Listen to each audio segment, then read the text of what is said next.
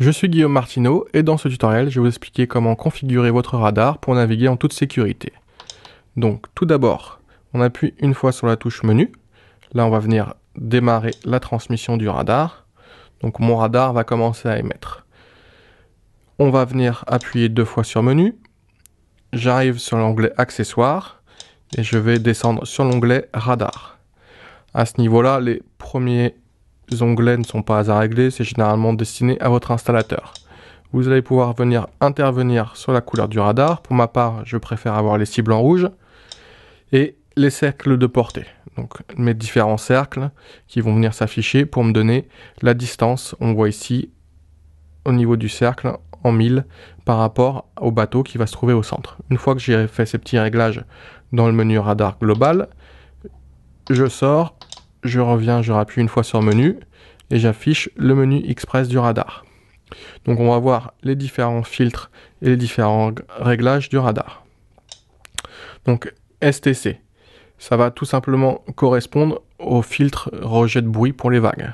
Donc quand la mer est calme, vous êtes à 0 et en fonction des vagues que vous allez avoir, vous venez régler le filtre de vague, ce qui va vous permettre d'avoir des échos parfaits.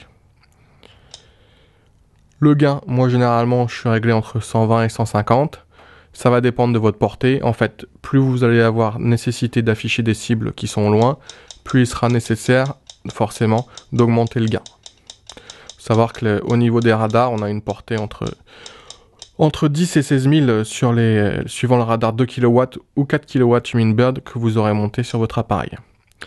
Enfin, nous avons le filtre de pluie, donc qui permet d'enlever la brouille qu'il peut y avoir en cas de mauvais temps. Donc 0 lorsqu'il fait beau et jusqu'à 8, tout simplement pour avoir un écho parfait lorsqu'il pleut. Sur le radar, je peux zoomer tout simplement pour afficher un maximum de détails. Et forcément, comme je vous l'ai indiqué tout à l'heure, en fonction de ce que vous allez afficher, vous venez régler ici votre gain pour avoir plus ou moins de retour. Donc c'est des choses qui sont très importantes. On va supprimer pour améliorer la lecture les EBL VRM. Donc ici je vois bien, là c'est les traits de côte au niveau des îles. Je peux aller marquer un waypoint par exemple sur le navire qui est ici. Donc on va venir placer le curseur, je zoome, je place le curseur parfaitement sur le navire et je viens le marquer au GPS et j'aurai donc sa position. Ça peut très bien être aussi le trait de côte lorsqu'il y a du brouillard pour pouvoir naviguer en toute sécurité. Voici les réglages de base du radar. À très bientôt pour de nouveaux tutos.